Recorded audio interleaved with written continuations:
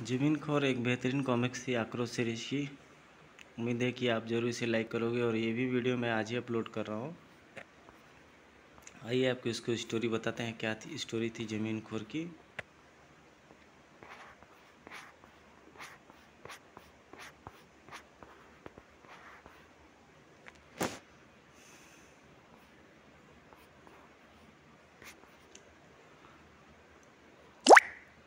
राजकुमारी सांवली।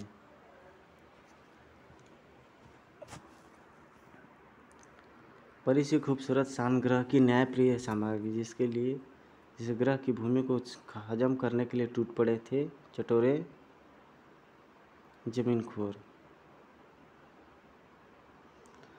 पीना ग्रह की राजकुमारी पिराना, तुम्हें मुझसे विवाह करना ही होगा घोष, अन्यथा मौत से भी बदतर बनकर रह जाएगी तुम्हारी ज़िंदगी।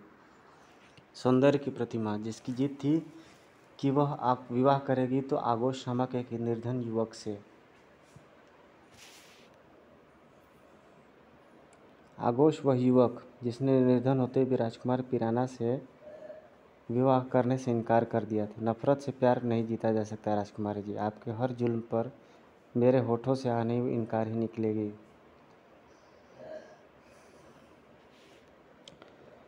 बुढ़िया माँ, जो अपने बेटे आगोश के गम में पागल सी होकर रह गई थी। पति की मौत के बाद जैसे तैसे आगोश को पाल पोस कर बड़ा किया है, उसी राजकुमारी पिराना की कैद से छुड़ा दो बेटे, यह बुढ़िया तुम्हारे चरण धो धो कर पिएगी। आक्रोश, जो स्वयं को नहीं रोक पाया न्याय अन्याय प्रेम और नफरत की इस जंग में शामिल होने से। बदले में मिली आगोश को जेल की कोठरी और भयानक यातनाएं। मत रो माँ, आक्रोश तेरे बेटों को छुड़ा कर लाने का वचन देता है, मुझ पर यकीन रख। लेखक तिलक का एक हृदय स्पर्शी मार्मिक योजना, जिसका अंत आपको कुछ सोचने पर विवश कर देगा। सचमुच में स्टोरी इसकी काफ़ी अच्छी थी ज़मीनखोर की। शान ग्रह की राजकुमारी सांवली के आगमन पर पीना ग्रह को बेहद खूबसूरती से सजाया गया था। सांवली होने के बावजूद भी कितनी सुंदर है राजकुमारी। पीना ग्रह के भव्य राजमहल में राजकुमारी पिराना ने राजकुमार सांवली का शानदार स्वागत किया था। ओह भाग्य हमारे जो आप यहाँ पधारी। एक दूसरे की आवश्यकताओं को समझने के लिए यह मेल मिलाप बहुत आवश्यक है राजकुमारी पिराना। शान व पीना दोनों ग्रहों के बीच वर्षों से व्यापारिक संबंध थे, किंतु यह प्रथम मौका था जब राजकुमारी सांवली राजकीय यात्रा पर पीना आई थी। राजकुमारी सांवली की उस राजकीय यात्रा के दौरान कई व्यापार समझौतों पर दोनों ग्रहों में मुहर लगी। इन समझौतों से हमारे संबंध और प्रगाढ़ होंगे जरूर।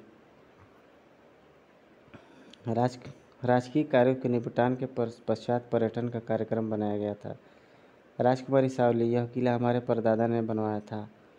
इसकी आधारशिला हमारे परदादा ने अपने दुश्मनों के खून मिले गारे से रखी थी। किले के उस भाग में इस सरोवर तल की ओर निगाहें जाते ही स्तब्ध रह गई राजकुमारी सांवली। उफ, इसमें तो सैकड़ों मानव की खोपड़ियाँ पड़ी है। जी हाँ राजकुमारी सांवली, ये परंपरा हमारे पूर्वजों के ज़माने से आज तक चली आ रही है। गद्दारों, अपराधियों व सिरफिरों के सर कलम करवा कर उनकी खोपड़ियाँ इस तालाब में डाल दी जाती हैं। उफ, आपकी परंपराएं काफ़ी क्रूर है राजकुमारी पिराना, हम यह दृश्य नहीं देख सकते, आइए आगे चलते हैं। हा हा हा, आप बहुत संवेदनशील हैं राजकुमारी सांवली। शासक को क्रूर होना ही चाहिए।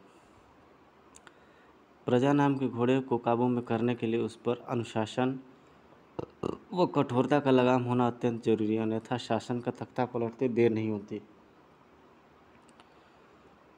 लगती। हम इस बात को नहीं मानते। प्रजा का हृदय जीतने, उसका मान सम्मान प्राप्त करने के लिए अन्याय की लाठी नहीं, प्यार की सौगात चाहिए। अपने अपने उसूलों की बात है राजकुमारी सांवली, हमने तो बचपन से राजनीति का यही गुर सीखा। आइए इस ओर चलते हैं। समय बड़ा बलवान है राजकुमारी पिराना, एक दिन आपको मानना ही होगा कि आप गलत हैं और हम सही। कहते कहते ठिठक कर रुकी गई राजकुमारी सांवला, आंखों में प्रकट हुई संवेदना। उफ, ये कौन है? इसके चेहरे पर चींटे क्यों छोड़े जा रहे हैं? सुनकर आपको हैरानी होगी राजकुमारी सांवली, मैं इस युवक से विवाह करना चाहती हूँ और ये मूर्ख उस प्रस्ताव को स्वीकार नहीं कर रहा है। यातना का यह क्रम हर रोज़ बल्कि उस वक्त तक चलेगा जब तक यह हमारा विवाह प्रस्ताव मंजूर नहीं कर सकता या फिर यह मर नहीं जाता। बड़ी जाली मुस्कान थी राजकुमारी पिराना के होठों पर। कैसे हो आगोश? अपनी आखिरी सांस तक भी मैं यही कहूँगा राजकुमारी पिराना की बेहतर। हाँ राजकुमारी, पहले से बेहतर हूँ मैं, क्योंकि अपनी खूबसूरती व ताकत के मद में चूर एक घमंडी राजकुमारी से विवाह करके उसकी गुलामी करने से ये कहीं बेहतर है ये यातना। क्रोध से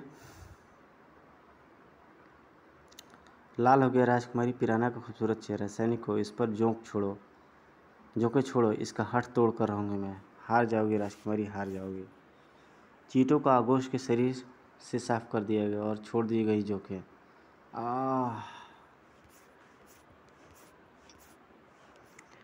क्रूरता का यह नंगा नाच और ज़्यादा देर तक देखना राजकुमारी सांवली के बस से बाहर था। उफ, बंद करो ये खूनी खेल राजकुमारी पिराना, बंद करो इसे।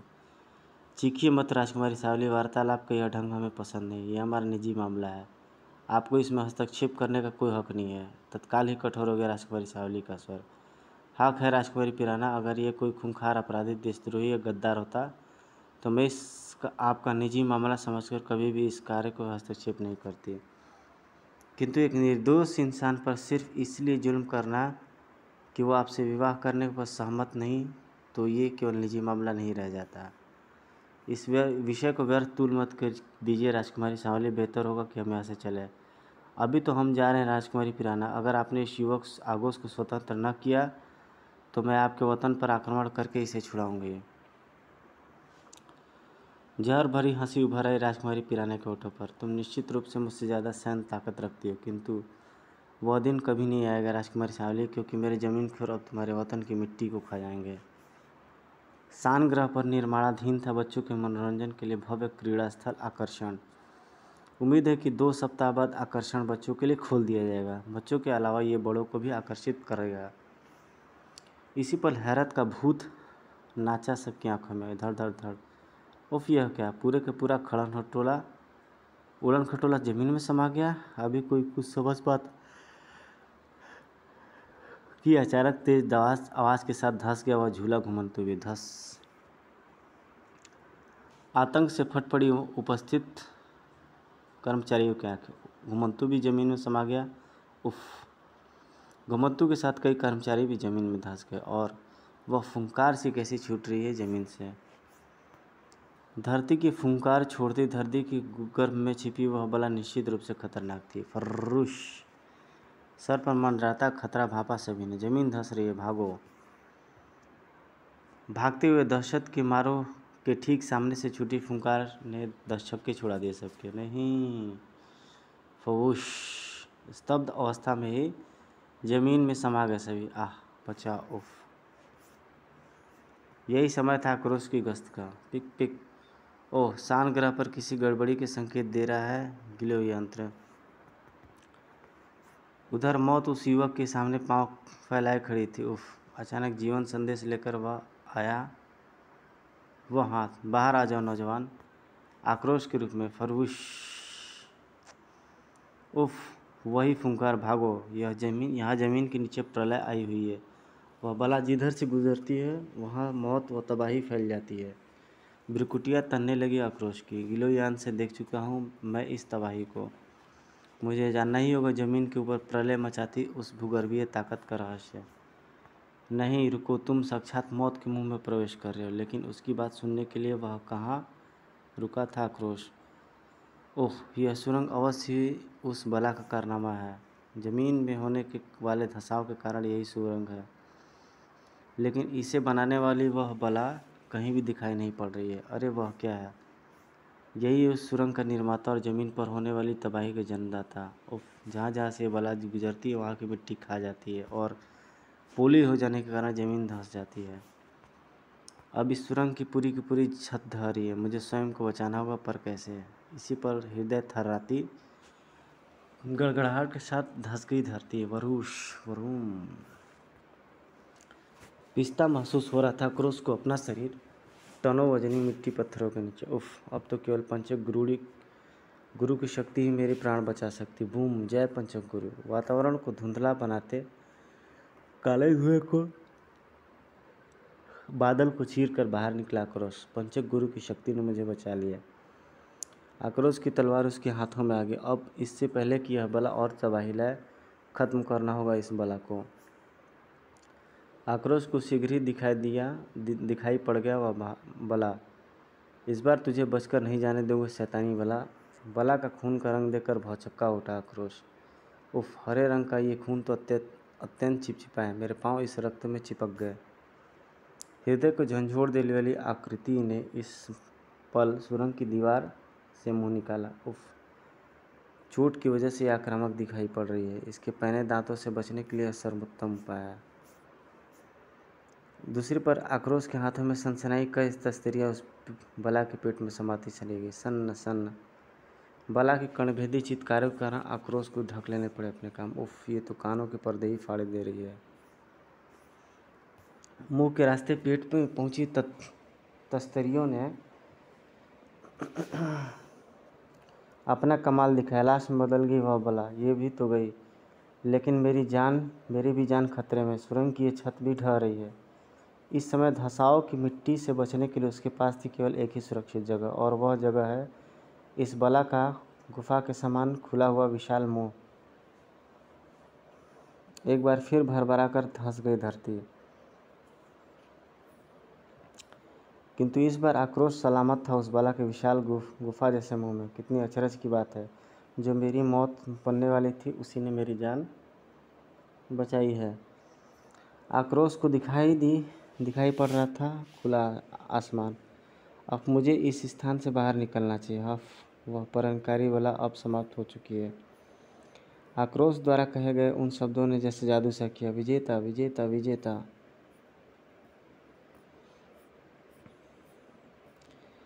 महल में मुस्कुराकर आक्रोश का स्वागत किया राजकुमारी सांवली ने। आओ युवक, तुम्हारी बहादुरी की चर्चा हम तक तुम्हारे आगमन से पूर्व पहुंच चुके हैं। मेरा नाम आक्रोश है राजकुमारी सांवली, और मानवता पर मंडराते प्रत्येक संकट को दूर करना ही मेरा फर्ज है। आक्रोश, अब तक मिली जानकारियों के आधार पर मैंने अनुमान लगाया कि हो न हो वह बला अवश्य ही जमीन खोर थी। मैं पीना ग्रह की राजकुमारी पिराना को उसकी उस गुस्ताखी का दंड अवश्य दूंगी। राजकुमारी सांवली आक्रोश को राजकुमारी पिराना के विषय में सब कुछ बताती चली गई। राजकुमारी सांवली, सब कुछ सुनने के बाद मैंने पीना ग्रह जाने का फैसला कर लिया है, ताकि उस निर्दोष युवक को राजकुमारी पिराना की कैद से मुक्त करवा सकूं। तभी बदहवास से सैनिक राजदरबार में आ पहुंचे। राजकुमारी जी, गजब हो गया। अचानक महल की बाहरी दीवार जमीन में धंस गई है, और एक रहस्यमय फुंकार भी थोड़ी थोड़ी दूरी पर जमीन से फूट रही है। क्या? यह तो उसी बला की जमीन में सक्रिय होने के चिन्ह है। इसका मतलब वह बला अकेली नहीं थी। रक्षा मंत्री चाबुल अपने लश्कर के साथ तुरंत घटनास्थल पर पहुंचे। मैं अतिशीघ्र यह व्यवस्था करता हूँ राजकुमारी जी। ओह, जमीनखोर इस स्थान के नीचे से होकर गुजरी, लेकिन वह गई कहाँ? फ्रुश, उस ओर है जमीनखोर। महल में इस समय सैकड़ों कर्मचारी व दास दासी हैं। अगर महल को हानि पहुंची तो सुर्ख होता जा रहा था राजकुमारी सांवली का चेहरा। इसी पर एकाएक जमीन फाड़कर बाहर आ गई वह जमीनखोर बला, और मुख मुद्रा से वह बला बेहद हिंसक प्रतीत हो रही थी। कड़ाड़ कराक पुम। उफ, यह क्या? यह बला जमीन से बाहर क्यों आ गई? शायद महल की नींव को न खा पाने के कारण ऐसा हुआ है। ओह, निसंदेह तुम सही कह रहे हो आक्रोश, क्योंकि महल की नींव काफ़ी मजबूती के साथ गहराई तक भरी गई है। रक्षा मंत्री चाबुल आ पहुंचा अपने लश्कर के साथ। वार करो।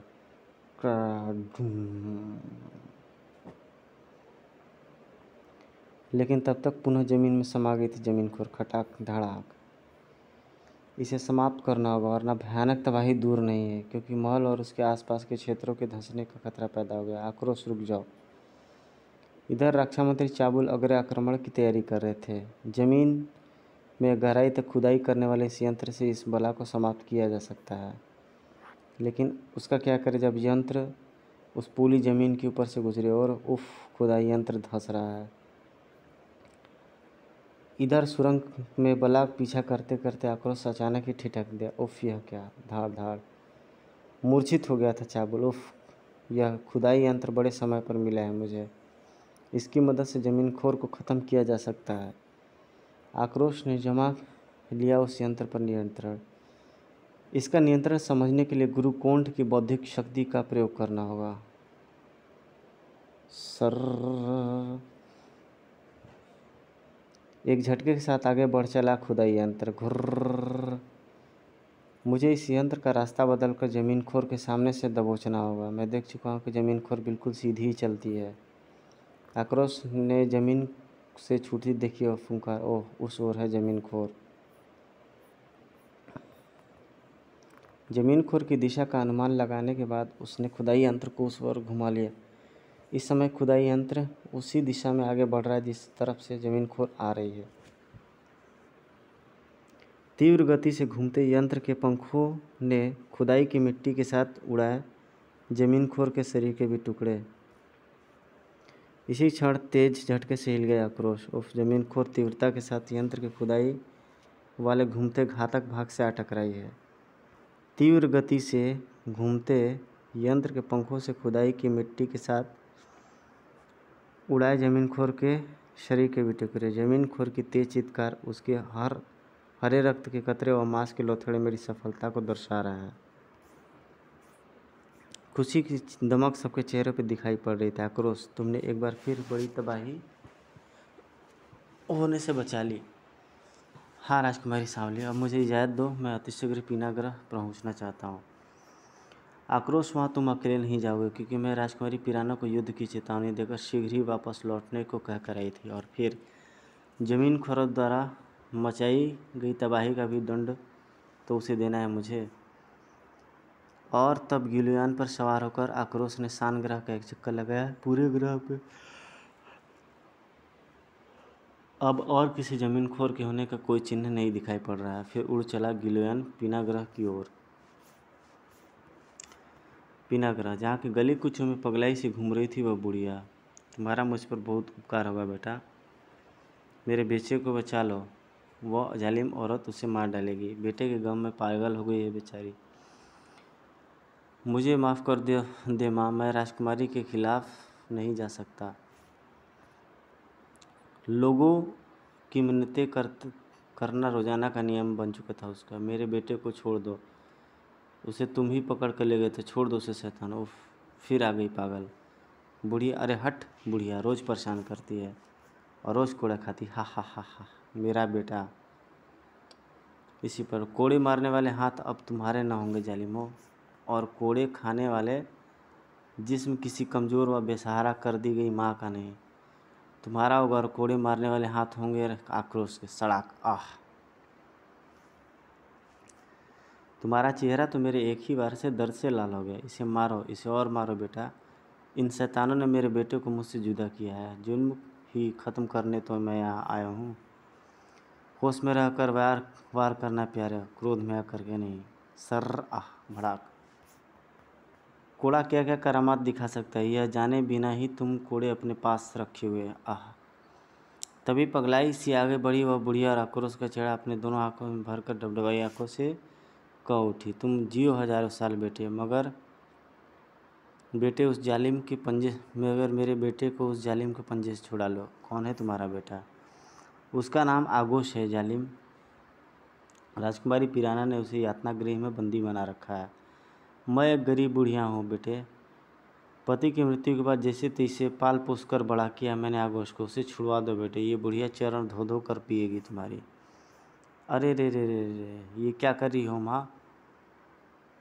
माँ के हाथ तो सिर पर आशीर्वाद देने के लिए होते हैं। मुझे आशीर्वाद दो कि ईश्वर तुम्हारे बुढ़ापे की लाठी लौटा लाने के लायक हिम्मत प्रदान करे। इधर राजकुमारी पिराना को मिला यह समाचार। गजब हो गया राजकुमारी जी, सान ग्रह की राजकुमारी सांवली युद्ध भूमि में अपनी सेना के साथ आपकी प्रतीक्षा कर रही है। क्या? किंतु सान ग्रह पर हमारे द्वारा भेजी गई मुसीबत के बाद भी राजकुमारी सांवली यहाँ आने की हिम्मत व ताकत कैसे जुटा सकी? क्षमा करें राजकुमारी जी, हमारे गुप्तचरों ने पता किया कि आक्रोश नामक एक नौजवान ने हमारे दोनों ज़मीनखोरों का अंत कर डाला है। क्या? आह! सेना को तैयार करो, हम तुरंत युद्ध भूमि में जाएंगे। भारी सेना के साथ राजकुमारी पिराना ने युद्ध भूमि की ओर कूच किया। चलो, दुश्मनों और उसकी ललकार का करारा जवाब मिलना चाहिए। जबकि आगोश आ पहुंचा था यातना गृह के मुख्य द्वार पर। कौन हो तुम? आक्रोश में उस युवक आगोश को छुड़वाने आया हूँ, जिसे तुम्हारी हठी राजकुमारी ने बंदी बना रखा है। यह सुनते ही दोनों सैनिकों की तलवारें बाहर तो आई, किंतु उसके उठने से पूर्व ही चमकी आक्रोश के हाथों से बिजली, धड़ाक धड़ाक, आह आह। परंतु द्वार खोलकर जैसे ही आक्रोश ने भीतर कदम रखा, तड़ाक, उफ। एकाएक हुए प्रहार से आक्रोश स्वयं को संभालता उससे पहले ही उसे दबोच लिया गया।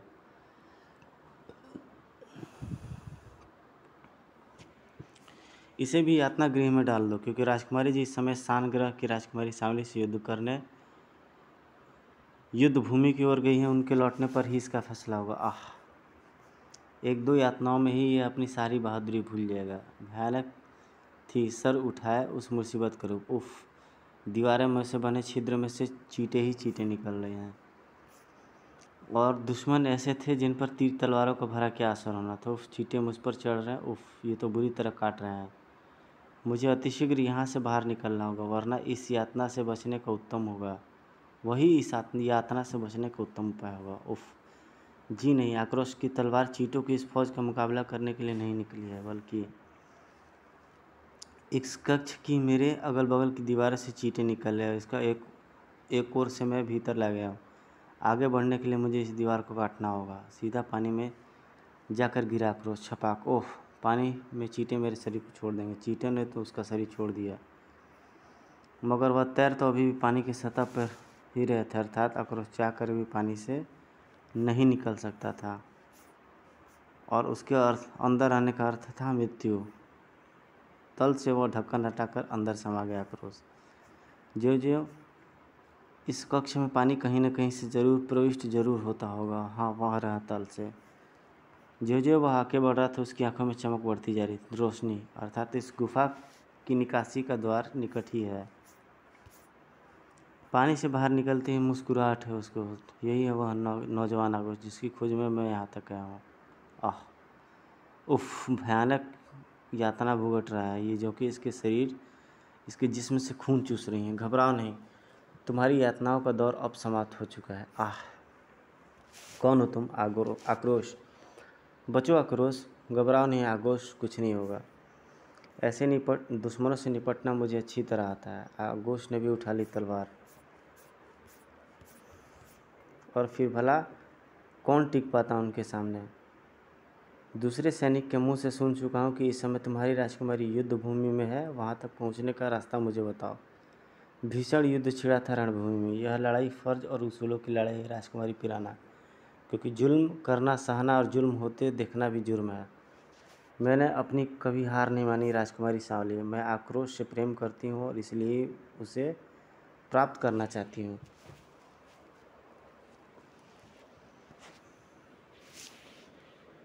प्रेम के रिश्ते जबरन नहीं बनाए जाते राजकुमारी पिराना, यह बात अच्छी तरह से समझ लो। आह, युद्ध भूमि में उड़ रहे थे शस्त्र, मची थी मारकाट।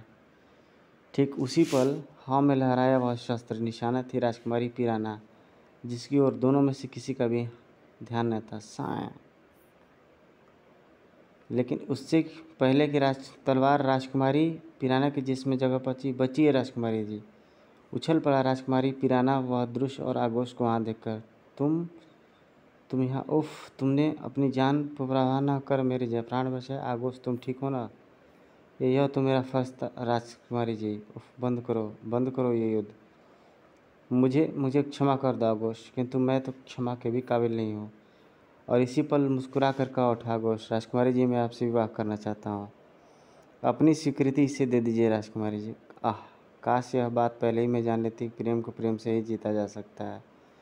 चलो राजकुमारी सांवली, अब हमारा कार्य भी यहाँ समाप्त हो चुका है। किंतु आक्रोश और राजकुमारी सांवली को अपने विवाह से पूर्व कहीं न जाने दिया राजकुमारी पिराने ने। आक्रोश की बूढ़ी माँ ने यह समाचार सुना तो डबडबा उठी उसकी आंखें, मगर इस बार ये आंसू खुशी के आंसू के थे।